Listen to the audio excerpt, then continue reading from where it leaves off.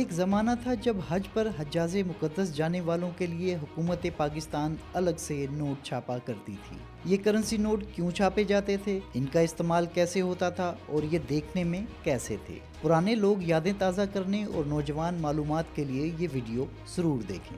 یہ مئی 1949 تھا جب حکومت پاکستان نے اسٹیٹ بینک آرڈر میں ترمیم کر کے مرکزی بینک کو اختیار دیا کہ وہ حاجیوں کے لیے خصوصی نوٹ جاری کرے۔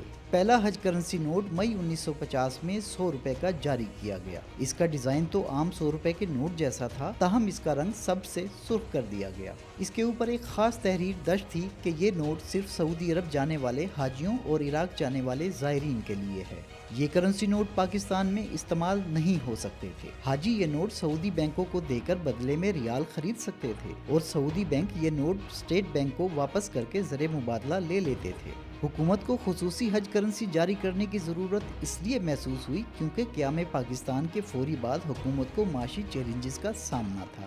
پاکستان 1947 میں قائم ہوا تو کوئی بھی فرد پاکستان سے باہر روپیہ لے جا کر اس کو آزادانہ طور پر دوسری کرنسیوں میں تبدیل کروا سکتا تھا۔ پاکستان ایک معاہدے کے تحت پابند تھا کہ وہ تمام بیرونی ادائیگیاں اپنی کرنسی کو برطانوی پاؤنڈ سے تبادلے کے ذریعے کرے گا، جس کا فائدہ کرنسی کے سمگلروں نے اٹھانا شروع کر دیا۔ وہ پاکستانی روپیہ باہر لے کر جاتے، کسی بھی بینک کو دے کر پاؤنڈ خرید لیتے۔ سونے کے سمگلروں کو یہ زیادہ منافع بخش لگا۔ وہ خلیجی ممالک میں روپیہ لے کر جاتے، سونا خریدتے اور پھر یہ سونا پاکستان سمگل کر دیتے۔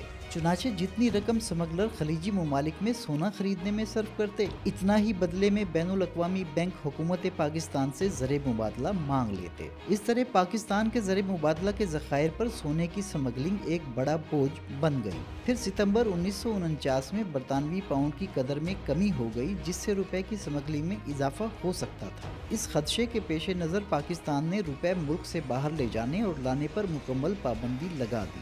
صرف سعودی عرب جانے والے حاجی اور عمرہ زائرین حکومت کی مقررہ حد کے مطابق کرنسی لے جا سکتے تھے۔ پاؤنڈ کی قدر میں کمی کے بعد دیکھنے میں آیا کہ جتنی کرنسی حاجی لے کر سعودی عرب جاتے ہیں، اس سے کہیں زیادہ کرنسی واپس حکومت پاکستان کے پاس تبادلے کے لیے آ رہی ہے۔ اس سے واضح تھا کہ سمگلر پاکستانی روپیہ سعودی عرب اور خلیجی ریاستوں میں لے جاتے ہیں، یوں وہ بینکوں کے جائز چینل کے ذریعے زر مبادلہ لے کر سرکاری خزانے کو نقصان پہنچانے کا باعث بن رہے ہیں۔ اس رجحان کے خاتمے کے لیے حکومت نے حج کرنسی نوٹ جاری کرنے کا فیصلہ کیا۔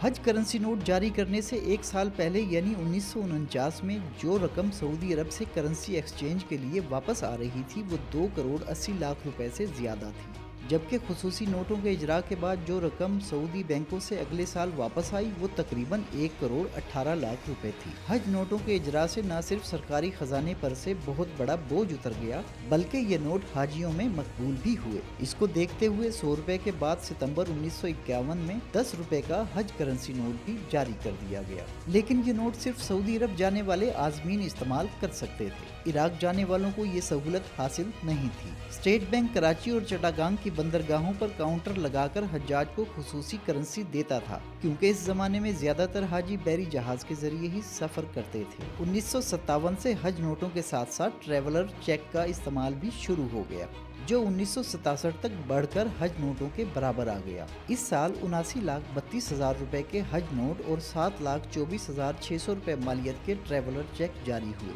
ان حج نوٹوں کا استعمال 1994 تک جاری رہا۔